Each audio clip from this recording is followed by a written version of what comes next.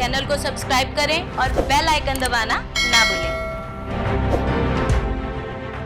ਜਿਹੜੀ SBI general ਜਿਹੜੀ ਆਈ ਹੈ ਕੰਪਨੀ, ਇਹਨੇ ਕੀ ਕੀਤਾ ਹੈ ਕਿ ਇਹਨੇ ਘੱਟ ਪੈਸਿਆਂ ਤੇ ਟੈਂਡਰ ਲਿਆ ਔਰ ਇਹਦੀ ਇੱਕ ਕੋਸ਼ਿਸ਼ ਹੈ ਕਿ ਇਸ ਸਕੀਮ ਨੂੰ ਫੇਲ ਕੀਤਾ ਜਾਵੇ। ਇਹ ਸਕੀਮ ਨੂੰ ਕਿੱਦਾਂ ਫੇਲ ਕੀਤਾ ਜਾਵੇ ਮੈਂ ਤੁਹਾਨੂੰ ਦੱਸਦਾ ਕਿ ਸਭ ਤੋਂ ਪਹਿਲਾਂ ਇਹ ਕੀ ਕਰਦੇ ਨੇ ਕਿ ਇਹਨਾਂ ਨੇ ਆਪਣੇ ਹੀ ਫਲਾਈਂਗ ਸਕੈਡ ਦੇ ਵਿੰਗ ਬਣਾ ਲਏ, ਇਹਨਾਂ ਨੇ ਆਪਣੇ ਹੀ ਜੱਜ ਬਿਠਾ ਲਏ। ਸੋ ਇਹ ਆਪ ਹੀ ਹਸਪਤਾਲਾਂ 'ਚ ਆਉਂਦੇ ਆ, ਰੇਡ ਕਰਦੇ ਆ, ਉਹਦੇ ਬਾਅਦ ਉਹ ਡਾਕਟਰ ਨੂੰ ਇੱਕ ਤਰ੍ਹਾਂ ਨਾਲ ਕਨਫਿਊਜ਼ ਕਰਦੇ ਆ, ਕਰਕੇ ਆਪੇ ਹੀ ਕੇਸ ਦੀ ਹੀਅਰਿੰਗ ਕਰਦੇ ਆ ਤੇ ਆਪੇ ਹੀ ਹਸਪੀਟਲ ਨੂੰ ਡੀਇੰਪੈਨਲ ਕਰ ਦਿੰਦੇ ਆ। ਇਸ ਸਕੀਮ ਦੇ ਮੁਤਲਕ ਸਰਕਾਰ ਨੇ ਜਿਹੜਾ ਸਰਕਾਰੀ ਜ਼ਿੰਮੇਵਾਰੀ ਹੈ ਹੈਲਥ ਕੇਅਰ ਦੀ, ਪਬਲਿਕ ਹੈਲਥ ਕੇਅਰ ਦੀ, ਉਹ ਪ੍ਰਾਈਵੇਟ ਹਸਪਤਾਲਾਂ 'ਤੇ ਪਾਉਣ ਦੀ ਕੋਸ਼ਿਸ਼ ਕੀਤੀ ਹੈ and that to at a very low rate. ਸਾਨੂੰ ਪੇਮੈਂਟਸ ਨਹੀਂ ਮਿਲਦੀਆਂ ਪਈਆਂ। ਛੋਟੇ ਛੋਟੇ ਹਸਪਤਾਲ ਨੇ, ਪੈਰੀਫਰੀ 'ਤੇ ਨੇ, ਛੋਟੇ ਸ਼ਹਿਰਾਂ 'ਚ ਨੇ, ਉਹਨਾਂ ਨੂੰ ਤਨਖਾਹ ਦੇਣ ਦੇ ਲਾਲੇ ਪਏ ਨੇ। मेडिकल ऑडिटर सिर्फ MBBS मिनिमम क्वालिफिकेशन होती है, लेकिन इन्होंने क्या किया, BAMS, BDS, BHMS, इनसे इंस्पेक्शन करवाई। तो लीगली देखा जाए तो वो इंस्पेक्शन नल एंड वॉइड है in the eyes of law. ਮੰਤਰੀ ਜੀ ਨੇ ਬੜਾ ਡਾਕਟਰਾਂ ਨੂੰ ਆਫ ਦੀ ਰਿਕਾਰਡ ਉਹਨਾਂ ਨੇ ਗੱਲ ਕੀਤੀ ਵੀ ਛਿੱਲ ਘੱਟ ਲਾਇਆ ਕਰੋ ਮਰੀਜ਼ ਦੀ। ਐਸੀ ਪਰਸੈਪਸ਼ਨ ਬਣ ਗਈ ਹੈ ਇਹ ਚੀਜ਼ ਪੈਸੇ ਘੱਟ ਲਿਆ ਕਰੋ ਮਰੀਜ਼ ਕੋ। ਨਹੀਂ, ਉਹਨਾਂ ਨੇ ਇਹ ਕਿਹਾ ਕਿ ਉਹ ਆਯੁਸ਼ਮਾਨ ਦੀ ਗੱਲ ਨਹੀਂ ਕੀਤੀ। ਆਯੁਸ਼ਮਾਨ 'ਚ ਹਰ ਚੀਜ਼ ਫਿਕਸ ਹੈ। ਉਹਨਾਂ ਨੇ ਅਦਰਵਾਈਜ਼ ਕਿਹਾ ਕਿ ਤੁਸੀਂ ਵੀ 10% ਕੰਟਰੀਬਿਊਟ ਕਰਿਆ ਕਰੋ ਜਿਹੜੇ ਤੁਸੀਂ ਉਸ ਤਰ੍ਹਾਂ ਮਰੀਜ਼ ਦੇਖਦੇ ਹੋ। ਛਿੱਲ ਘੱਟ ਲਾਇਆ ਕਰੋ ਇਹ ਕਿਹਾ ਉਹਨਾਂ ਨੇ। ਛੇਲੇ ਤੇ ਹੁਣ ਤੁਸੀਂ ਜੋ ਛਿੱਲ ਜਿਹੜੀ ਹੈਗੀ, ਦੇਖੋ ਜਿਹੜੇ ਡਾਕਟਰ ਔਨ ਹਸਪੀਟਲ ਨੇ ਉਹ ਆਪ ਹੀ ਕਮਾਉਣਾ ਹੁੰਦਾ ਤੇ ਆਪ ਹੀ EMPLOYE ਨੂੰ ਦੇਣੀ ਹੁੰਦੀ ਹੈ। ਜਿਹੜੀ ਛਿੱਲ ਲੈਂਦੀ ਹੈ ਵੱਡੇ ਹਸਪੀਟਲਸ ਹੋ ਗਏ, ਕਾਰਪੋਰੇਟ ਹਸਪੀਟਲ, ਵੱਡੇ ਨਾਮ ਨਹੀਂ ਲੈਂਦਾ, ਉਹਨਾਂ 'ਚ ਹੁੰਦਾ ਹੈ। ਫੈਸਿਲਿਟੀ ਚਾਹੀਦੀ 5 ਸਟਾਰ, ਪੈਸੇ ਦੇਣੇ ਤੁਝੇ ਤੁਹਾਨੂੰ ਢਾਬੇ ਦੇ, ਤੇ ਫਿਰ ਉਹ ਕਿੱਦਾਂ ਪੋਸੀਬਲ ਹੋ ਸਕਦਾ ਨਾ। ਖਾਣਾ 5 ਸਟਾਰ ਦਾ ਖਾਣਾ, ਢਾਬੇ ਦੇ ਪੈਸੇ ਦੇਣੇ ਆ।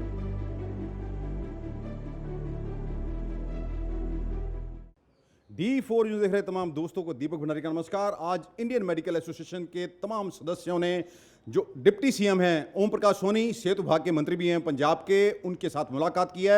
इनका यह कहना है कि आयुष्मान के तहत मरीजों का इलाज किया जा रहा है, लेकिन हमें पैसे समय सर नहीं मिल रहे हैं, जिस कारण काफ़ी सारा नुकसान हो रहा है। हमारे साथ हैं नवजोत धैया, डॉक्टर हैं, ये इंडियन मेडिकल एसोसिएशन इंडिया के वाइस प्रधान हैं। डॉक्टर साहब पहले तो नमस्कार। आज थोड़ा ब्रीफ च दसना कि क्या प्रॉब्लम्स आ रही हैं डॉक्टर्स ਨੂੰ। ਦੇਖੋ ਸਰ, ਇਹਦੇ ਵਿੱਚ ਇਸ ਵੇਲੇ ਇਸ਼ੂ ਕੀ ਸੀਗਾ ਕਿ ਸਾਡੀ ਜਦੋਂ ਤੋਂ ਇਹ ਨਵੀਂ ਟੈਂਡਰ ਆਇਆ, ਇਹ ਕੋਈ SBI ਜਨਰਲ ਕਰਕੇ ਜਿਹੜੀ ਹੈਗੀ ਹੈ ਕੰਪਨੀ ਹੈ, ਉਹਨੇ ਇਹ ਨਵਾਂ ਟੈਂਡਰ ਲਿਆ ਤੇ ਪਿਛਲੇ ਤਕਰੀਬਨ ਕੋਈ 2.5 ਮਹੀਨਿਆਂ ਤੋਂ ਕਿਸੇ ਵੀ ਹਸਪੀਟਲ ਨੂੰ ਕੋਈ ਪੇਮੈਂਟ ਨਹੀਂ ਆਈ। ਔਰ ਜਿਹੜੀ ਦੂਜੀ ਨਵੀਂ ਚੀਜ਼ ਦੇਖਣ ਨੂੰ ਮਿਲੀ ਹੈ ਉਹ ਇਹ ਹੈ ਕਿ ਅਸੀਂ ਪ੍ਰਾਈਵੇਟ ਹਸਪੀਟਲ ਇਹ ਸਕੀਮ ਦਾ ਜਿਹੜਾ ਬੈਨੀਫਿਟ ਹੈ, ਅਸੀਂ ਪੰਜਾਬ 'ਚ ਰਹਿਣਾ, ਅਸੀਂ ਬੈਨੀਫਿਟ ਪੰਜਾਬੀਆਂ ਨੂੰ ਦੇਣਾ, ਅਸੀਂ ਪੰਜਾਬ ਸਰਕਾਰ ਦੇ ਕਹਿਣ 'ਤੇ ਦੇਣਾ। ਸੋ ਸਾਡਾ ਇਹ ਜਿਹੜੀ SBI ਹੈ ਇਹਦੇ ਨਾਲ ਸਾਡਾ ਕੋਈ ਲੈਣਾ ਦੇਣਾ ਨਹੀਂ। ਇਹ ਜਿਹੜੀ SBI ਹੈ ਇਹ ਇੱਕ ਥਰਡ ਪਾਰਟੀ ਹੈ ਜਿਹਨੇ ਕਦੀ ਇੱਥੇ ਟਿੱਕੇ ਨਹੀਂ ਰਹਿਣਾ। ਇਹਦੇ ਤੋਂ ਪਹਿਲਾਂ ਇਫਕੋ, ਟੋਕੀਓ, ਉਹਦੇ ਤੋਂ ਪਹਿਲਾਂ ਹੋਰ ਕੰਪਨੀਆਂ ਇਹ ਸਕੀਮ ਚਲਾਉਂਦੀਆਂ ਰਹੀਆਂ। ਮੈਂ ਦੱਸਾਂ, ਉਹ ਸਕੀਮ ਚਲਾਉਂਦੀਆਂ ਰਹੀਆਂ। ਜਿਹੜੀ ਇਹ SBI ਜਨਰਲ ਜਿਹੜੀ ਆਈ ਹੈ ਕੰਪਨੀ, ਇਹਨੇ ਕੀ ਕੀਤਾ ਕਿ ਇਹਨੇ ਘੱਟ ਪੈਸਿਆਂ ਤੇ ਟੈਂਡਰ ਲਿਆ ਔਰ ਇਹਦੀ ਇੱਕ ਕੋਸ਼ਿਸ਼ ਹੈ ਕਿ ਇਸ ਸਕੀਮ ਨੂੰ ਫੇਲ ਕੀਤਾ ਜਾਵੇ। ਇਹ ਸਕੀਮ ਨੂੰ ਕਿੱਦਾਂ ਫੇਲ ਕੀਤਾ ਜਾਵੇ ਮੈਂ ਤੁਹਾਨੂੰ ਦੱਸਦਾ ਕਿ ਸਭ ਤੋਂ ਪਹਿਲਾਂ ਇਹ ਕੀ ਕਰਦੇ ਨੇ ਕਿ ਇਹਨਾਂ ਨੇ ਆਪਣੇ ਹੀ ਫਲਾਈਂਗ ਸਕੈਡ ਦੇ ਵਿੰਗ ਬਣਾ ਲਏ, ਇਹਨਾਂ ਨੇ ਆਪਣੇ ਹੀ ਜੱਜ ਬਿਠਾ ਲਏ।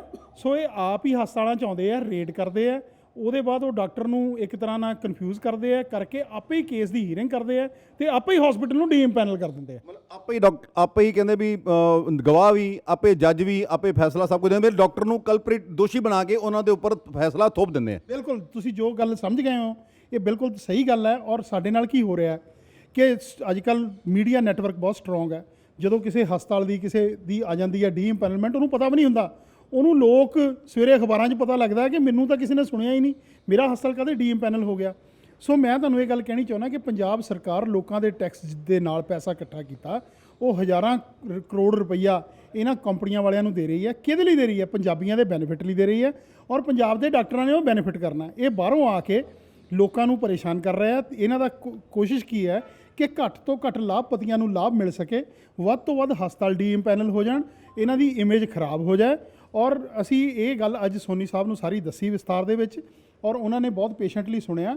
ਔਰ ਉਹ ਜਿਹੜੇ ਬੈਂਕ ਦੇ ਮੁਲਾਜ਼ਮ ਸੀਗੇ ਉਹਨਾਂ ਦਾ ਜੋ ਮੰਤਰੀ ਔਰ ਸੈਕਟਰੀ ਪ੍ਰਤੀ ਵੀ ਜਿਹੜਾ ਰਵੱਈਆ ਸੀਗਾ ਉਹ ਵੀ ਐਡਾ ਡੈਰੋਗੇਟਰੀ ਸੀਗਾ ਕਿ ਅਸੀਂ ਕਈ ਵਾਰੀ ਅਸੀਂ ਸੱਭਿਅਤ ਲੋਕ ਹੈ, ਆਪਣੇ ਘਰਾਂ ਦੇ ਵਿੱਚ ਵੀ ਇੱਦਾਂ ਆਪਣੇ ਛੋਟੇ ਭੈਣ ਭਰਾਵਾਂ ਨਾਲ ਵੀ ਇਦਾਂ ਬਿਹੇਵ ਨਹੀਂ ਕਰਦੇ ਜਿੱਦਾਂ ਉਹ ਅੱਜ ਮੰਤਰੀ ਸਾਹਿਬ ਨਾਲ ਕੰਪਨੀ ਵਾਲੇ ਬਿਹੇਵ ਕਰ ਰਹੇ ਸੀ। ਅੱਛਾ ਡਾਕਟਰ ਸਾਹਿਬ, ਤੁਹਾਡੇ ਕਹਿਣ ਦਾ ਮਤਲਬ ਵੀ ਡਾਕਟਰਾਂ ਨੂੰ, ਹਸਪੀਟਲਸ ਵਾਲਿਆਂ ਨੂੰ, ਇੱਕ ਤਾਂ ਤੁਸੀਂ ਦੇਖੋ ਘੱਟ ਰੇਟਾਂ ਤੇ ਟ੍ਰੀਟਮੈਂਟ ਦੇ ਰਹੇ ਹੋ, ਬਹੁਤ ਸਾਰੀਆਂ ਇਹ ਵੀ ਗ੍ਰੀਵੈਂਸਿਸ ਹੈਗੀਆਂ ਵੀ ਕੰਪਨੀ ਘੱਟ ਪੈਸੇ ਦਿੰਦੀ ਹੈ, ਕਈ ਸਾਰੇ ਇਲਾਜ ਦੇ ICU ਦਾ ਪੈਸਾ ਕੱਟਾ, ਈਵਨ ਦੋ ਤੁਸੀਂ ਟ੍ਰੀਟਮੈਂਟ ਦੇ ਰਹੇ ਹੋ ਤੇ ਤੁਹਾਨੂੰ ਵਿਲਨ ਬਣਾ ਕੇ ਪੇਸ਼ ਕੀਤਾ ਜਾ ਰਿਹਾ ਹੈ। ਬਿਲਕੁਲ ਇਹ ਜਿਹੜੀ ਗੱਲ ਹੈ ਇਹ ਬੇਸਿਕਲੀ ਆਪਣੇ ਪੈਸੇ ਬਣਾਉਣ ਨੂੰ, ਕਿਉਂਕਿ ਇਹਨਾਂ ਦੀ ਹਜ਼ਾਰਾਂ ਕਰੋੜਾਂ ਦੀ ਗੇਮ ਹੈ।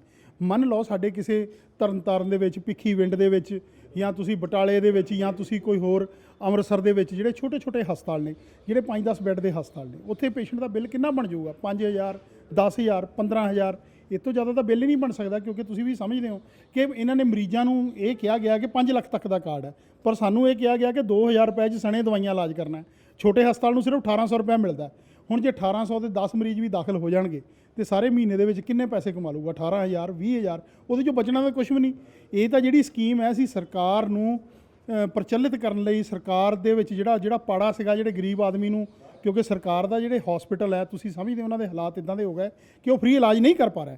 ਸੋ ਅਸੀਂ ਤਾਂ ਸਰਕਾਰ ਨੂੰ ਸਪਲੀਮੈਂਟ ਕਰ ਰਹੇ ਹਾਂ। ਅੱਛਾ ਡਾਕਟਰ ਸਾਹਿਬ, ਜਿਵੇਂ ਤੁਹਾਨੂੰ ਕਿਹਾ 1800 ਰੁਪਏ ਦਿੱਤਾ ਜਾ ਰਿਹਾ ਪਰ ਡੇ ਦਾ, ਜਿਵੇਂ ਤੁਸੀਂ ਦੱਸਿਆ ICU 'ਚ ਤਾਂ ਵੈਸੇ ਅਦਰ ਦੂਸਰਾ ਪੇਸ਼ੈਂਟ ਜਾਂਦਾ ਵਿਦਾਊਟ ਇੰਸ਼ੋਰੈਂਸ, ਉਹਦੇ ਕੋਲ ਤਾਂ 5-5000, 6-6000 ਵੀ ਲੈ ਜਾਂਦਾ, ਤੇ ਤੁਹਾਨੂੰ ਕਿਹਾ ਇਹ ਸਕੀਮ ਫਿਰ ਵਾਰਾ ਖਾਂਦੀ ਹੈ? ਸਰ ਦੇਖੋ, ਗੱਲ ਕੀ ਹੁੰਦੀ ਹੈ ਕਿ ਜਿਹੜਾ ਸਾਡਾ ਮੈਡੀਕਲ ਪ੍ਰੋਫੈਸ਼ਨ ਹੈ, ਇਹ ਦੁਨੀਆ ਦੇ ਵਿੱਚ ਸਭ ਤੋਂ ਵੱਧ ਚੈਰਿਟੀ ਕਰਦਾ ਹੈ, ਭਾਵੇਂ ਉਹ ਕੋਈ ਵੀ ਮੁਲਕ ਹੋਵੇ।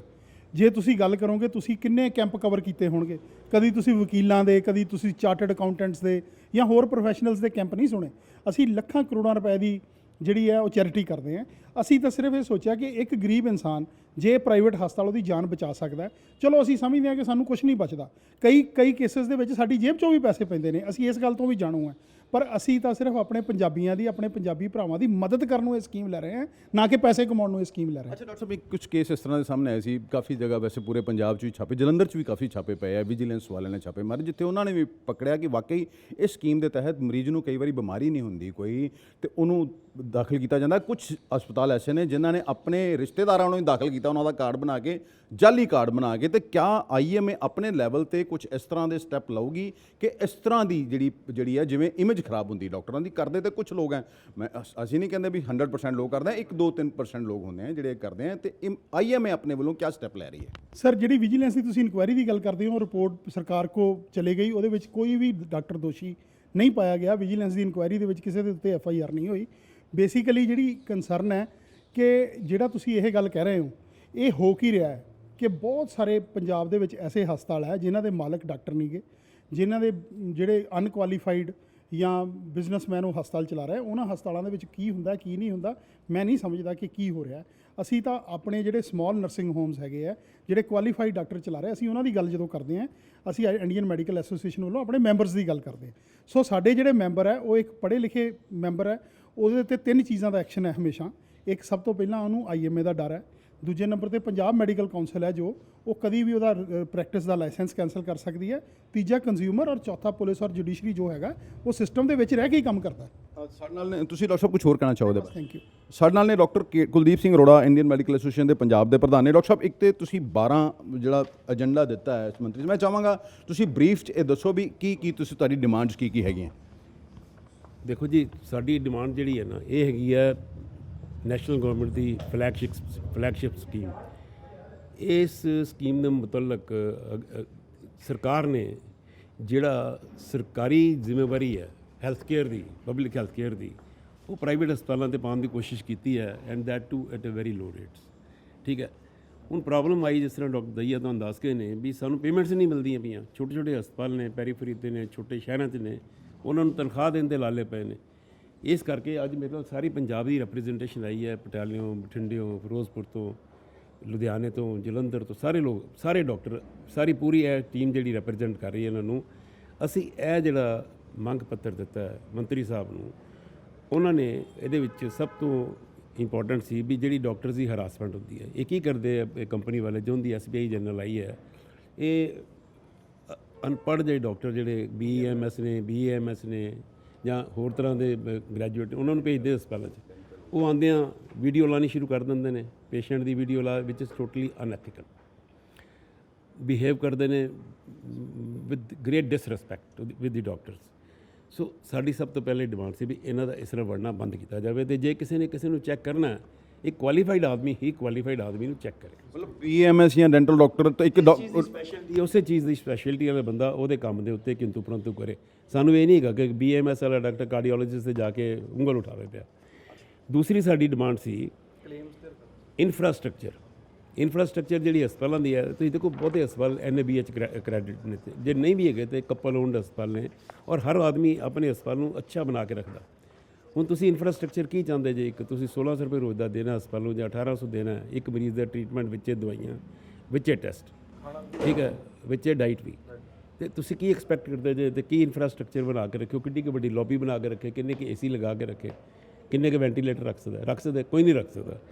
ਸਾਡੀ ਨੈਕਸਟ ਜਿਹੜੀ ਡਿਮਾਂਡ ਸੀ, ਜਿੰਨੇ ਵੀ ਸਿੰਗਲ ਸਪੈਸ਼ਲਿਟੀ ਜਾਂ ਕਪਲ ਓਨਡ ਸਮਾਲ ਹਸਪੀਟਲ ਦੇ ਨੇ ਉਹਨਾਂ ਨੂੰ ਰੈਜ਼ੀਡੈਂਟ ਮੈਡੀਕਲ ਆਫਿਸਰ ਰੱਖਣ ਦੀ ਲੋੜ ਨਹੀਂ, ਕਿਉਂਕਿ ਆਪ ਹੀ ਰੈਜ਼ੀਡੈਂਟ ਮੈਡੀਕਲ ਆਫਿਸਰ ਨੇ, ਆਪ ਹੀ ਡਾਕਟਰ ਨੇ, ਆਪ ਹੀ ਕੰਸਲਟੈਂਟ ਨੇ, ਆਪ ਹੀ ਆਪਣੇ ਹਰ ਕੰਮ ਦਾ ਪੂਰਕ ਨੇ। ਨੈਕਸਟ ਡਿਮਾਂਡ ਸੀ ਸਾਡੀ ਵੀ ਡਿਸਟ੍ਰਿਕਟ ਗ੍ਰੀਵੈਂਸਿਸ ਰਿਡਰੈਸਲ ਕਮੇਟੀ ਬਣਨੀ ਚਾਹੀਦੀ ਹੈ, ਜਿੱਥੇ ਇਹ ਸਾਰੇ ਜਿਹੜੇ ਝਗੜੇ ਨੇ ਇੰਸ਼ੋਰੈਂਸ ਕੰਪਨੀ ਵਗੈਰਾ ਨਾਲ ਜਾਂ ਪੇਸ਼ੈਂਟਸ ਜਿਹੜੇ ਕੰਪਲੇਂਟ ਕਰਦੇ ਨੇ ਉਹ ਜਾਣੇ ਚਾਹੀਦੇ ਨੇ।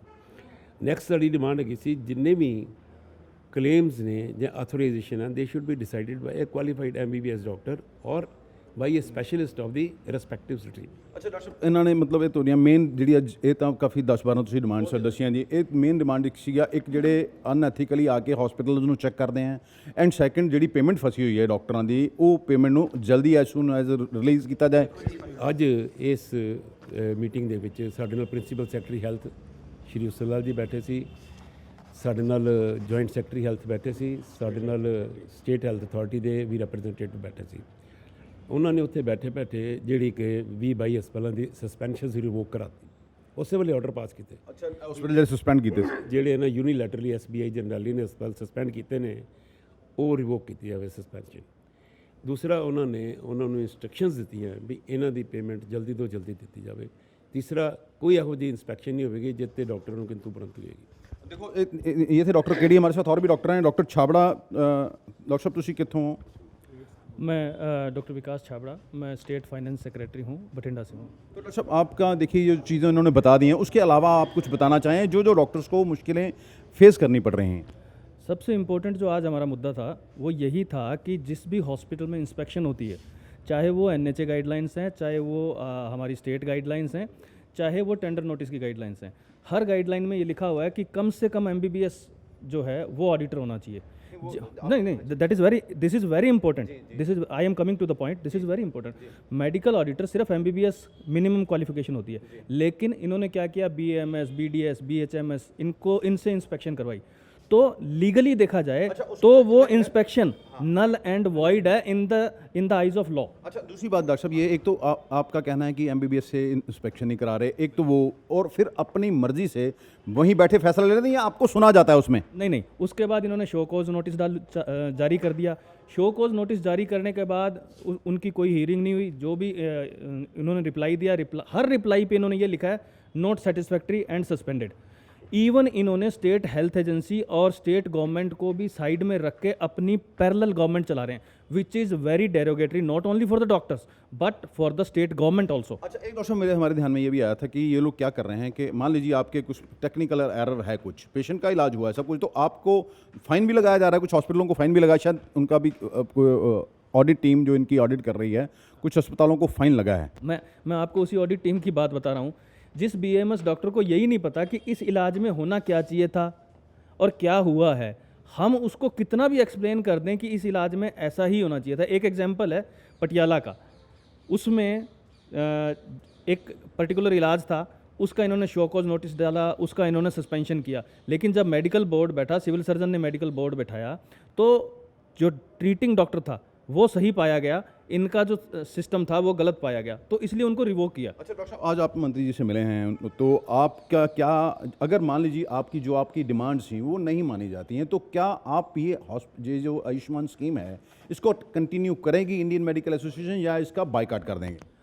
मैं आज मंत्री जी का जो बिहेवियर था, जो उन्होंने हमें आश्वासन दिया, उसको देख के हमें लगता है कि ये SBI जनरल को या तो सुधार देंगे, लगता है हमें कि सुधार देंगे। अगर तो SBI जनरल मंत्री जी से भी ऊपर होकर कोई बात करती है या उनकी बात भी नहीं सुनती, तो फिर तो सीधी बात है कि हमारे लिए भी पॉसिबल नहीं रहेगा इसको कंटिन्यू करना। लेकिन हम पंजाब के लोगों के हक में, पुअर पब्लिक के हक में हम चाहते हैं कि हम कंटिन्यू करें, लेकिन हमारे लिए एक कॉर्डियल एटमॉस्फेयर क्रिएट किया जाए ताकि हम इसको कंटिन्यू कर सकें। डॉक्टर साहब, आपको आपका नाम क्या कहना चाहते हैं? डॉक्टर दिव्यांशु हूँ, मैं IMA का मेंबर ही हूँ। मैं इस स्कीम के बारे में कहना चाहता हूँ, इसमें 2 लोग इन्वॉल्व हैं, मेन डॉक्टर और एक पेशेंट। ये पेशेंट से तो पूछते ही नहीं है, ऐसे आके फालतू आके चेकिंग करके ये नहीं है, ये नहीं है, ये नहीं है, उसके ऊपर आपको सस्पेंड कर देते हैं। पेशेंट जो हमारे हैं वो 99.99%, आप 100% लगा लो, सेटिस्फाइड है।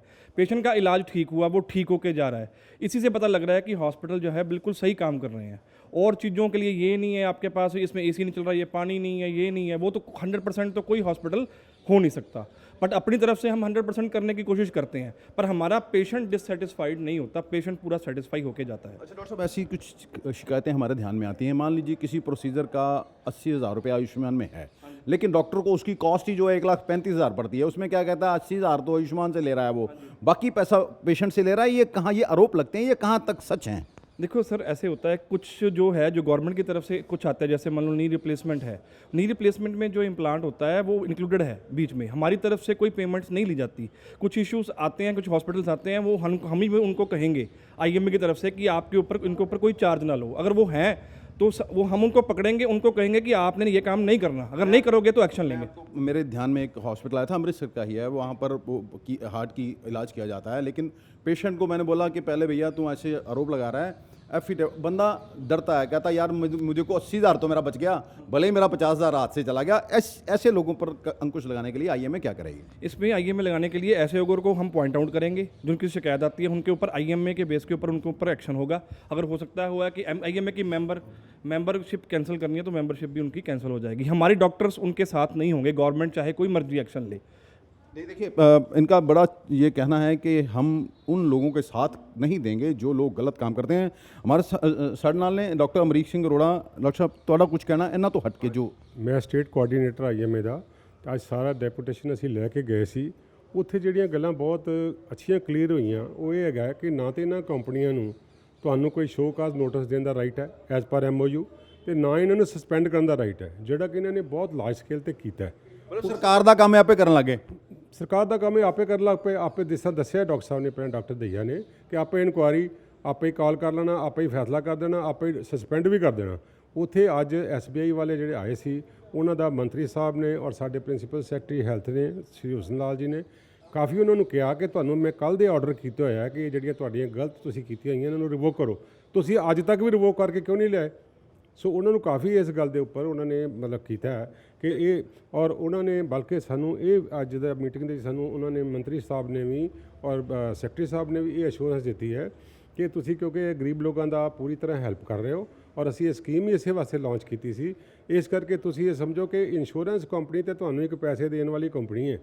ਬਾਕੀ ਜਿੰਨੇ ਕੰਮ ਹੈਗੇ ਨੇ, ਸਾਡੇ ਸਿਵਲ ਸਰਜਨ ਸਾਹਿਬ ਬੈਠੇ ਹੋਏ ਨੇ ਹਰ ਡਿਸਟ੍ਰਿਕਟ ਦੇ ਵਿੱਚ, ਸਾਡੇ ਸਟੇਟ ਜਿਹੜੇ ਹੈਲਥ ਅਥਾਰਟੀ ਜਿਹੜੀ ਬੈਠੀ ਹੋਈ ਹੈ ਉਹ ਆਪੇ ਦੇਖਣਗੇ, ਇਹਨਾਂ ਦਾ ਕੰਮ ਨਹੀਂ ਹੈ। ਡਾਕਟਰ ਸਾਹਿਬ, ਇੱਕ ਮੰਤਰੀ ਜੀ ਨੇ ਬੜਾ ਡਾਕਟਰਾਂ ਨੂੰ ਆਫ ਦੀ ਰਿਕਾਰਡ ਉਹਨਾਂ ਨੇ ਗੱਲ ਕੀਤੀ ਵੀ ਛਿੱਲ ਘੱਟ ਲਾਇਆ ਕਰੋ ਮਰੀਜ਼ ਦੀ, ਐਸੀ ਪਰਸੈਪਸ਼ਨ ਬਣ ਗਈ ਹੈ। ਇਹ ਚੀਜ਼ ਪੈਸੇ ਘੱਟ ਲਿਆ ਕਰੋ ਮਰੀਜ਼ ਕੋ। ਨਹੀਂ, ਉਹਨਾਂ ਨੇ ਇਹ ਕਿਹਾ ਕਿ ਉਹ ਆਯੁਸ਼ਮਾਨ ਦੀ ਗੱਲ ਨਹੀਂ ਕੀਤੀ, ਆਯੁਸ਼ਮਾਨ 'ਤੇ ਹਰ ਚੀਜ਼ ਫਿਕਸ ਹੈ। ਉਹਨਾਂ ਨੇ ਅਦਰਵਾਈਜ਼ ਕਿਹਾ ਕਿ ਤੁਸੀਂ ਵੀ 10% ਕੰਟਰੀਬਿਊਟ ਕਰਿਆ ਕਰੋ, ਜਿਹੜੇ ਤੁਸੀਂ ਉਸ ਤਰ੍ਹਾਂ ਮਰੀਜ਼ ਦੇਖਦੇ ਹੋ। ਮਤਲਬ ਛਿੱਲ ਘੱਟ ਲਾਇਆ ਕਰੋ, ਇਹ ਕਿਹਾ ਉਹਨਾਂ ਨੇ। ਛੇਲੇ ਤੇ ਹੁਣ ਤੁਸੀਂ ਜੋ ਮਰਜ਼ੀ ਛਿੱਲ ਜਿਹੜੀ ਹੈਗੀ ਹੈ, ਦੇਖੋ ਜਿਹੜੇ ਡਾਕਟਰ ਔਨ ਹਸਪੀਟਲ ਨੇ ਉਹ ਆਪ ਹੀ ਕਮਾਉਣਾ ਹੁੰਦਾ ਤੇ ਆਪ ਹੀ ਇੰਪਲਾਈ ਨੂੰ ਦੇਣੀ ਹੁੰਦੀ ਹੈ। ਜਿਹੜੀ ਛਿੱਲ ਲੈਂਦੀ ਹੈ ਵੱਡੇ ਹਸਪੀਟਲਸ ਹੋ ਗਏ, ਕਾਰਪੋਰੇਟ ਹਸਪੀਟਲ, ਵੱਡੇ ਨਾਮ ਨਹੀਂ ਲੈਂਦਾ, ਉਹਨਾਂ 'ਚ ਹੁੰਦਾ ਇਹ ਪ੍ਰੋਬਲਮ। ਉਹ ਕਿਹਾ ਕਿ 10% ਮੈਂ ਡਾਕਟਰ ਪਵਨ ਢਿੰਗਰਾ ਲੁਧਿਆਣਾ IMA ਤੋਂ ਸੀਨੀਅਰ ਵਾਈਸ ਪ੍ਰੈਜ਼ੀਡੈਂਟ ਹਾਂ। ਸਰ ਆਪਾਂ ਗੱਲ ਕਰਦੇ ਹਾਂ ਕਿ ਛਿੱਲ ਲਾਉਂਦੇ ਹਾਂ ਨਾ, ਇਹ ਜਾ ਪੈਸੇ ਲੈਂਦੇ ਮੇਰਾ ਕਪਲ ਮੈਂ ਕਪਲ ਆਪਣਾ ਫੈਮਿਲੀ, ਮੇਰਾ ਵਾਈਫ ਗਾਇਨੋਕੋਲੋਜਿਸਟ, ਮੈਂ ਆਰਥੋਪੈਡਿਕ ਸਰਜਨ ਹਾਂ। ਸਾਡਾ ਆਪਣਾ ਹੁਣ ਨਰਸਿੰਗ ਹੋਮ ਹੈ, ਅਸੀਂ ਆਪ ਹੀ ਉੱਥੇ ਡਾਕਟਰ ਆ ਰੈਜੀਡੈਂਟ ਸਭ ਕੁਛ ਆ ਗਏ। ਇੱਕ ਤਾਂ ਗਵਰਨਮੈਂਟ ਕਹਿੰਦੀ ਇਨਫਰਾਸਟ੍ਰਕਚਰ ਇੰਨਾ ਪੈਦਾ ਕਰੋ, ਇੰਨਾ ਕਰੋ, ਫੈਸਿਲਿਟੀ ਚਾਹੀਦੀ 5 ਸਟਾਰ, ਪੈਸੇ ਦੇਣੇ ਤੁਝੇ ਤੁਹਾਨੂੰ ਢਾਬੇ ਦੇ, ਤੇ ਫਿਰ ਉਹ ਕਿੱਦਾਂ ਪੋਸੀਬਲ ਹੋ ਸਕਦਾ ਨਾ? ਖਾਣਾ 5 ਸਟਾਰ ਦਾ ਖਾਣਾ, ਢਾਬੇ ਦੇ ਪੈਸੇ ਦੇਣੇ ਆ। ਮਤਲਬ ਉਹੀ ਹਾਲ ਹੈ ਜਿਵੇਂ 에ਅਰਪੋਰਟ ਤੇ ਪਾਣੀ ਦੀ ਬੋਤਲ 110 ਦੀ ਵਿਕਦੀ ਆ ਤੇ ਬਾਹਰ 12 ਰੁਪਏ ਦੀ ਵਿਕਦੀ ਆ। ਹਾਂ, ਤੇ ਇਹ ਪੋਸੀਬਲ ਨਹੀਂ ਨਾ। ਜਿਹੜਾ ਇੰਸਪੈਕਟਰ ਅੱਜ ਚੱਲ ਰਿਹਾ, ਇੰਸਪੈਕਟਰ ਅੱਜ ਇਹਨੂੰ ਖਤਮ ਹੋਣਾ ਚਾਹੀਦਾ। ਇੰਸਪੈਕਟਰ ਅੱਜ ਜਿਹੜੇ ਇੰਸ਼ੋਰੈਂਸ ਕੰਪਨੀ ਜਿੰਨੀ ਇੰਸਪੈਕਟਰ ਅੱਜ ਉਹਨਾਂ ਦਾ ਆ ਕੇ ਦੇਖਦੀਆਂ ਕਿ ਆਹ ਚੀਜ਼ ਹੈ ਨਹੀਂ, ਆਹ ਹੈ ਨਹੀਂ, ਆਹ ਹੈ ਨਹੀਂ, ਆਹ ਕਮੀ ਪੇਸ਼ੀ ਤੁਹਾਡੀ ਇੱਥੇ ਆਹ ਹੋਣਾ ਚਾਹੀਦਾ, ਇੰਨਾ ਰੂਮ ਇੰਨਾ ਸਾਈਜ਼ ਹੋਣਾ ਚਾਹੀਦਾ, ਆਹ ਡਾਕਟਰ ਹੋਣਾ ਚਾਹੀਦਾ, ਤੁਹਾਡੇ ਆਹ EM ਹੋਣੇ ਚਾਹੀਦੇ, ਤੁਹਾਡਾ ਸਟਾਫ ਇੰਨਾ ਟ੍ਰੇਨਡ ਹੋਣਾ ਚਾਹੀਦਾ। ਤੇ ਉਹ ਸਿਰਫ ਪੈਸੇ ਕਮਾਉਣ ਤਰੀਕਾ ਕਰਪਸ਼ਨ ਹੈਗੀ ਆ ਕਿ ਉਹ ਕਿਹਨੂੰ ਦੇਣਾ ਕਿਹਨੂੰ ਨਹੀਂ ਦੇਣਾ। ਤੇ ਇਹ ਜਿਹੜੀ ਚੀਜ਼ ਕਰਪਸ਼ਨ ਬੰਦ ਹੋਣੀ ਚਾਹੀਦੀ। ਇੰਸਪੈਕਟਰ ਅੱਜ ਜਿਹੜਾ ਬੰਦ ਹੋਣਾ ਚਾਹੀਦਾ। ਡਾਕਟਰਾਂ ਨੂੰ ਵੀ ਪੈਸੇ ਦੇਣੇ ਪੈਂਦੇ। ਹਾਂ, ਅਸੀਂ ਸੇਵਾ ਕਰਨ ਨੂੰ ਤਿਆਰ ਹਾਂ, ਮਰੀਜ਼ ਦੀ ਫ੍ਰੀ ਸੇਵਾ ਕਰਨ ਨੂੰ ਤਿਆਰ ਆ, ਇੰਨੇ ਘੱਟ ਪੈਸੇ ਕਰਨ ਨੂੰ ਤਿਆਰ ਆ, ਪਰ ਇਹ ਸਾਨੂੰ ਕਰਨ ਨਹੀਂ ਦਿੰਦੇ ਕਈ ਲੋਕਾਂ ਨੂੰ। ਪਰ ਤੁਹਾਡੇ ਬੜੀ ਹੈਰਾਨੀ ਦੀ ਗੱਲ ਹੈ ਵੀ ਤੁਹਾਡੇ ਉੱਪਰ ਵੀ ਇੰਸਪੈਕਟਰੀ ਰਾਜ ਹੈ। ਹਾਂ, ਇੰਸਪੈਕਟਰ ਰਾਜ, ਵਪਾਰੀਆਂ ਦੇ ਉੱਤੇ ਤਾਂ ਸੁਣਿਆ ਸੀ, ਡਾਕਟਰਾਂ ਦੇ ਉੱਤੇ ਇੰਸਪੈਕਟਰ ਰਾਜ।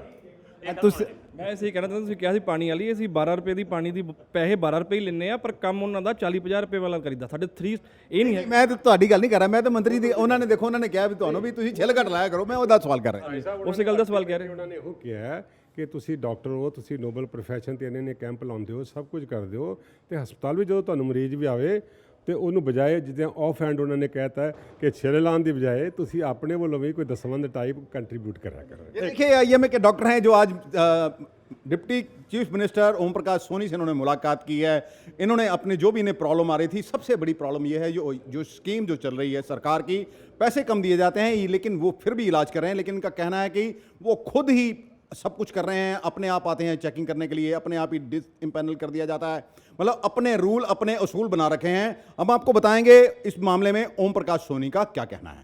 ਸਾਡੇ ਜਿੰਨੇ ਵੀ ਪ੍ਰਾਈਵੇਟ ਹਸਪੀਟਲ ਨੇ, ਇਹਨਾਂ ਦੀਆਂ ਕੋਈ ਮੁਸ਼ਕਲਾਂ ਸੀ ਇੰਸ਼ੋਰੈਂਸ ਕੰਪਨੀ ਦੇ ਨਾਲ, ਸੋ ਇਹਨਾਂ ਨੂੰ ਅੱਜ ਸੁਣਿਆ ਗਿਆ।